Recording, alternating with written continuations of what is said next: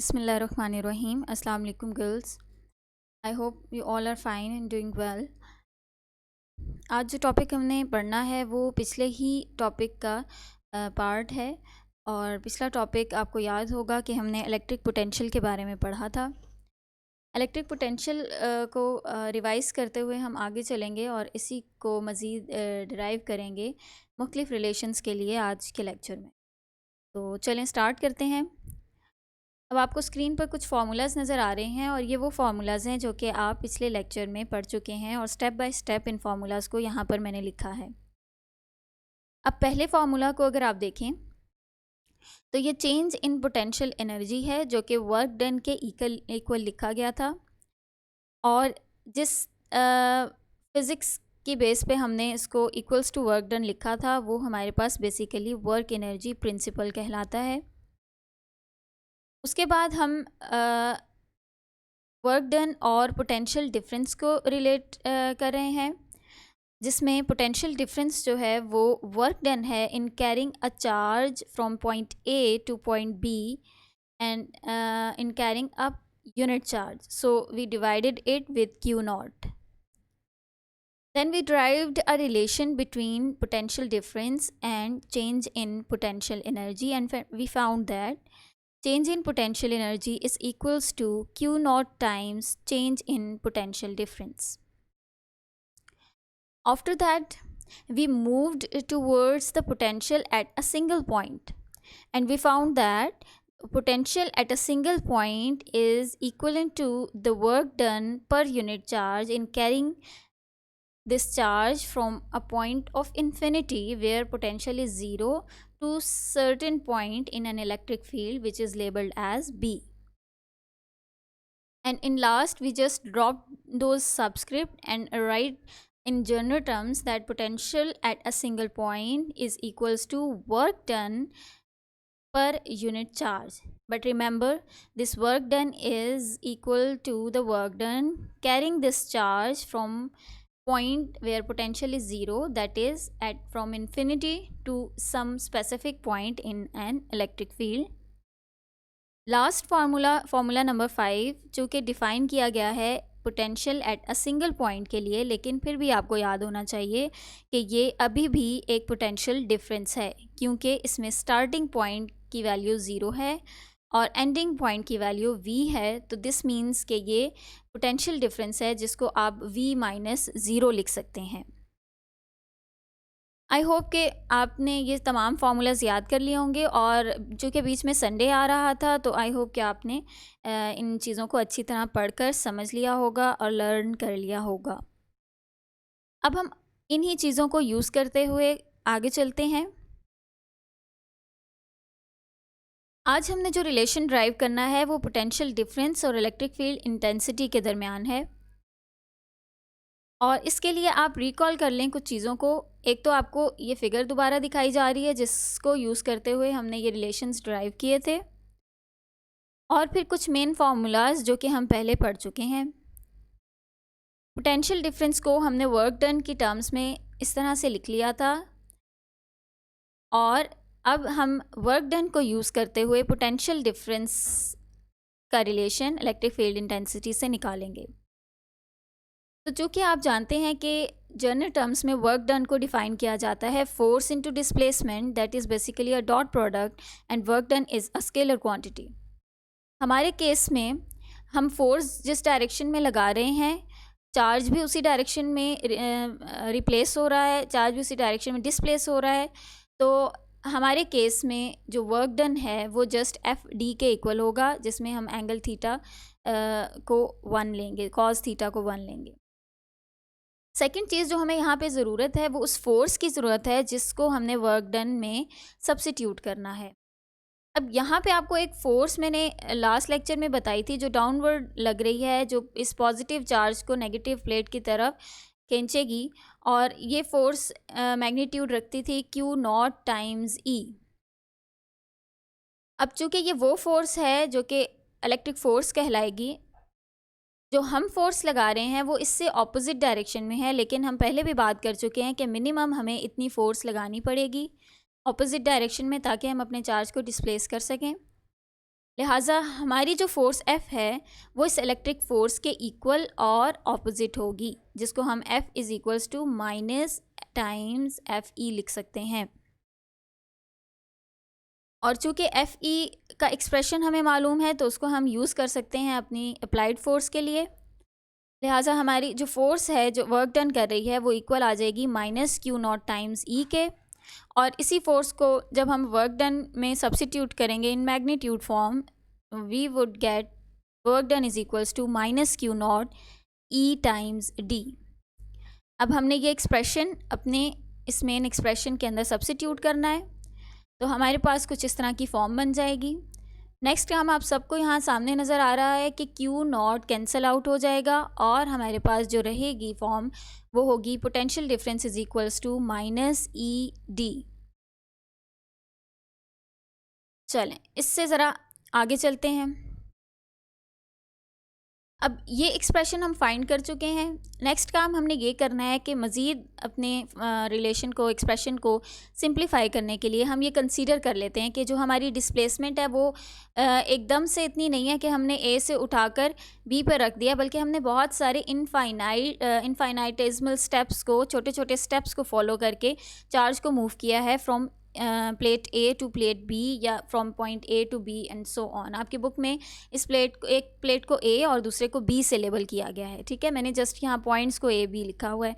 तो मैं प्लेट्स की टर्म में बात कर लेती हूँ कि एक प्लेट से दूसरी प्लेट तक आप चार्ज को डिस्प्लेस करेंगे स्मॉल डिस्टेंसेस को यूज़ करते हुए, और हर एक डिस्टेंस को डेल्टा R कहा गया है। यहाँ पे आपको शो करने के लिए इस पूरे फासले को, सेपरेशन को बहुत सारे स्मॉल पार्ट्स में डिवाइड कर दिया है मैंने, और एक को लेबल कर दिया है डेल्टा R, बाकियों का मैग्नीट्यूड भी इतना ही होगा। लिहाजा जब हम ये काम कर रहे हैं तो हम डिस्प्लेसमेंट को अब जो है वो स्मॉल डेल्टा R की टर्म्स में लिख सकते हैं। और अगर हम इसको इलेक्ट्रिक फील्ड इंटेंसिटी के लिए अरेंज कर लें तो हमारा फॉर्मूला बन जाएगा E is equals to minus delta V over delta R।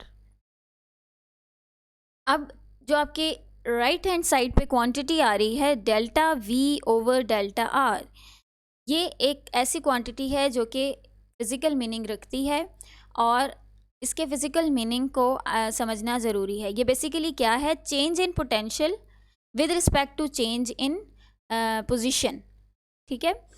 तो यहाँ पे इसीलिए यहाँ से एक स्टेटमेंट लिख दिया जिसको पढ़ लीजिए और समझ लीजिए। The quantity delta V over delta R gives the rate of change of potential difference with distance के चेंज के साथ पोटेंशियल डिफरेंस का कितना चेंज आ रहा है, इसको हम यहाँ पे डील कर रहे हैं। यानी अगर आप यहाँ से समझें, आपने चार्ज को यहाँ से उठा के पहली इस हॉरिजॉन्टल लाइन तक लेकर आए हैं, यानी आपने एक डेल्टा R को चेंज किया।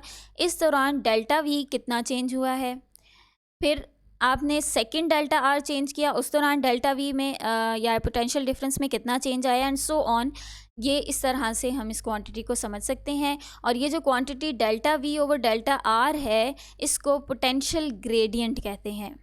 बहुत इंपॉर्टेंट वर्ड है, दोबारा इसको देख लीजिए। Delta V over delta R को पोटेंशियल ग्रेडियंट कहा जाता है। तो चलें पहले मैं आपको ये समझाती हूँ कि ग्रेडियंट होता क्या है। तो अगर हम ग्रेडियंट को डिफ़ाइन करें तो ग्रेडियंट बेसिकली क्या है, a gradient is the rate of change of some scalar quantity with respect to change in position. अभी पिछली स्लाइड में आपको मैंने दिखाया delta V over delta R, V is a scalar quantity. हम डिस्कस कर चुके हैं कि पोटेंशियल जो है और पोटेंशियल डिफरेंस वो एक स्केलर क्वांटिटी है, और ग्रेडियंट बेसिकली क्या है, उस स्केलर क्वांटिटी के रेट ऑफ चेंज को बता रहा है। किसकी रिस्पेक्ट से बता रहा है, डिस्टेंस की रिस्पेक्ट से या पोजीशन की रिस्पेक्ट से कितना चेंज आएगा, ये हम ग्रेडियंट में डिस्कस करते हैं।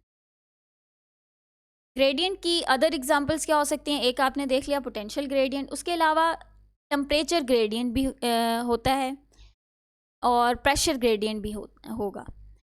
टेम्परेचर ग्रेडियंट का मतलब क्या है कि फॉर एन एग्ज़ाम्पल आपने अपने रूम में एक कॉर्नर में हीटर लगाया है, तो आप सबको मालूम है कि उस कॉर्नर का टेम्परेचर ज़्यादा होगा और उससे जो एग्जैक्टली ऑपोजिट कॉर्नर है उसका टेम्परेचर कम होगा। तो इसका मतलब ये है temperature is a scalar quantity, लेकिन उसके मैग्नीट्यूड में फ़र्क आ रहा है जब आप एक पॉइंट से हीटर वाले पॉइंट से एक ऐसे पॉइंट पे जा रहे हैं जहाँ हीटर नहीं है, ठीक है।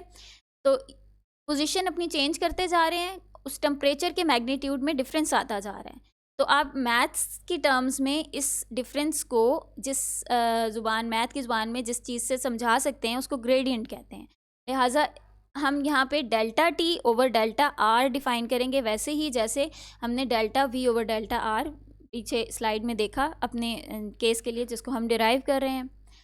सेकेंड चीज़ आपको जो यहाँ मालूम होनी चाहिए, आपके बुक में नहीं है, इसको नोट कर लें कि ग्रेडियंट को, इसी चीज़ को आप सिंपली क्या लिख सकते हैं, ये देखें उल्टा आपको नज़र आ रहा होगा, डेल्टा लिखा हुआ है, ठीक है। ये बेसिकली यूज़ होता है ग्रेडियंट के लिए, डेल कहा जाता है इसको, डेल टी लिखा हुआ है और ये ग्रेडियंट ऑफ टेम्परेचर को शो कर रहा है।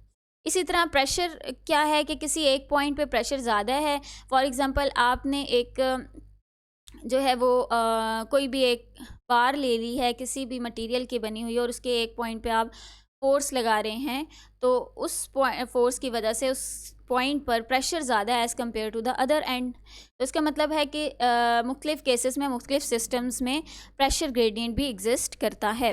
तो इसी तरह से हम प्रेशर ग्रेडियंट को भी डिफ़ाइन कर सकते हैं। अब मैंने आपको ये बताया कि ग्रेडियंट एक स्केलर क्वांटिटी का चेंज है, ठीक है, विद रिस्पेक्ट टू पोजीशन। लेकिन जब आप ये डेफिनेशन अप्लाई कर देते हैं तो फिर ये अब स्केलर क्वांटिटी नहीं रहती, ये एक वेक्टर क्वांटिटी बन जाती है। कैसे? Temperature is a scalar quantity but gradient of temperature is not a scalar quantity, it is a vector quantity, ठीक है। Again repeating, pressure is a scalar quantity but gradient of pressure is not a scalar quantity. तो pressure आप scalar terms में अगर लेंगे, ठीक है, तब आप उसका ग्रेडियंट डिफाइन कर सकते हैं। अच्छा जी, तो अब बात आ गई कि ग्रेडियंट हो गया है एक फैक्टर क्वांटिटी, तो हमें उसकी डायरेक्शन भी पता होनी चाहिए। अब डायरेक्शन क्या होगी? जैसे टेम्परेचर की एग्जांपल ले लें, हीटर वाली जो मैंने आपको एग्जांपल दी है, तो क्या डायरेक्शन होगी ग्रेडियंट ऑफ टेम्परेचर की? टेम्परेचर की तो कोई डायरेक्शन नहीं है, एक जगह पे टेम्परेचर ज़्यादा है, दूसरे पॉइंट पे कम है, लेकिन आप हाई से लो की तरफ मूव करें या लो से हाई के पॉइंट की तरफ मूव करें तो आप एक चेंज को फील करेंगे। तो ग्रेडियंट जो है वो उसकी क्या डायरेक्शन होगी? ग्रेडियंट की डायरेक्शन स्टार्ट होती है जी ऐसे पॉइंट से जहाँ पर मैग्नीट्यूड लो है और ऐसे पॉइंट पे एंड होगी जहाँ मैग्नीट्यूड हाई है। यानी अब आप हीटर की बात करें तो आप जब वेक्टर ड्रॉ करेंगे ग्रेडियंट वेक्टर, तो आप उस कॉर्नर से स्टार्ट करेंगे उस वेक्टर को जहाँ पर हीटर नहीं था, ठीक है, और उस तक जाएंगे जहाँ पर हीटर मौजूद है, ठीक है। तो एरो हीटर की तरफ होगा। तो इससे आप, मेरा ख्याल है कि समझ जाएंगे डायरेक्शन को। ये एक एग्जांपल आपको समझाने के लिए थी। तो चलें जी, हम अपने केस पे वापस चलते हैं जो हम डिस्कस कर रहे थे। हमने ये देखा कि इलेक्ट्रिक फील्ड जो है वो minus times delta we over delta R है, और delta we over delta R को हम gradient of potential difference define कर चुके हैं। तो अब हम इसको इस तरह से भी लिख सकते हैं, डेल वी लिख सकते हैं, जिसका मतलब है ग्रेडियंट ऑफ पोटेंशियल डिफरेंस। अच्छा जी, फिर उसके बाद आप ये देख रहे हैं कि यहाँ पे एक नेगेटिव साइन भी आ रहा है, ठीक है। तो हम इसको समझने के लिए अपनी इस फिगर से रेफ़र करते हैं। ये वही फिगर है जो हम यूज़ करते आ रहे हैं पोटेंशियल डिफरेंस को समझने के लिए। अब ग्रेडियंट की डेफिनेशन के मुताबिक इसकी डायरेक्शन प्लॉट करने के लिए आपको दोनों पॉइंट्स का पता होना ज़रूरी है, कौन सा पॉइंट हाई पोटेंशियल का कहलाएगा और कौन सा पॉइंट लो पोटेंशियल कहलाएगा। तो जब आप इलेक्ट्रोस्टैटिक्स की बात करते हैं, जो पॉइंट होता है जहाँ पे पॉजिटिव चार्ज एक्यूमुलेटेड होता है, जहाँ पॉजिटिव पोलैरिटी होती है, वो हाई पोटेंशियल पॉइंट होता है। और वो पॉइंट जहाँ नेगेटिव पोलैरिटी मौजूद है, नेगेटिव चार्ज मौजूद है, उसको हम या नेगेटिव पोटेंशियल है वहाँ उसको हम लो पोटेंशियल पॉइंट कहेंगे। तो पहले हमने हाई और लो पोटेंशियल मेंशन कर लिए। अब हम यहाँ पे एक ग्रेडियंट वेक्टर ड्रॉ करते हैं जो कि क्या है, ग्रेडियंट वी है। अब ग्रेडियंट वी की डायरेक्शन क्या होगी? From low to high. ये ग्रीन एरो आपको डेल वी की डायरेक्शन बता रहा है। जब आप इसको इलेक्ट्रिक फील्ड की डायरेक्शन इसकी मदद से ड्रॉ करेंगे तो आप देख रहे हैं कि negative of gradient of potential होगा, पोटेंशियल डिफरेंस होगा। यहाँ एक और डेल्टा आना चाहिए, डेल्टा वी आना चाहिए, ठीक है। तो नेगेटिव ऑफ ग्रेडियंट होगा, लिहाजा ग्रेडियंट अगर आपने अपवर्ड ड्रॉ किया है तो नेगेटिव ऑफ ग्रेडियंट क्या होना चाहिए, डाउनवर्ड होना चाहिए। तो ये इलेक्ट्रिक फील्ड की डायरेक्शन है जो इस डेफिनेशन से आई है, ठीक है। तो थोड़ी देर सोचें क्या ये ठीक डायरेक्शन आई है। इससे पहले आपने इलेक्ट्रिक फील्ड की डायरेक्शन ड्रॉ करना सीख ली थी, ठीक है, और वो आपने देखी थी कि पॉजिटिव पॉइंट से नेगेटिव पॉइंट की तरफ आती है। तो अभी ग्रेडियंट से हमने ड्रॉ की है तो भी आप देख रहे हैं कि वो पॉजिटिव से नेगेटिव की तरफ आ रही है, तो इसका मतलब है कि ये डेफिनेशन भी ठीक डायरेक्शन हमें डिफ़ाइन कर रही है फॉर इलेक्ट्रिक फील्ड। तो इसका मतलब ये है कि अब हम इलेक्ट्रिक फील्ड को इन टर्म्स में भी डिफ़ाइन कर सकते हैं। क्या डिफ़ाइन कर सकते हैं? Electric field intensity is a negative of potential gradient. Electric field intensity potential gradient का नेगेटिव है, यानी उसके ऑपोजिट डायरेक्शन में है, ठीक है जी। तो आपने ये पॉइंट्स आज समझ लिए हैं और आई होप कि आपको ये तमाम चीज़ें समझ आई होंगी। अगर नहीं आई तो फिर आप मुझे क्वेश्चन जो है वो मुझसे कर सकते हैं। अब आपका होमवर्क क्या है कि जो कुछ अभी आपको पढ़ा दिया गया है, समझा दिया गया है, इसको दोबारा आपने प्रॉपर एक क्वेश्चन की फॉर्म में लिख लेना है। आपने रिलेशन ड्राइव करना है इलेक्ट्रिक फील्ड इंटेंसिटी और पोटेंशियल डिफरेंस का, और फिर उसके बाद आपने ये शो करना है कि इलेक्ट्रिक फील्ड इंटेंसिटी जो है वो नेगेटिव ऑफ पोटेंशियल ग्रेडियंट है। तो यहाँ पे लेक्चर का अख्ताम करती हूँ। आई होप आपको समझ आ गया होगा। Thank you so much.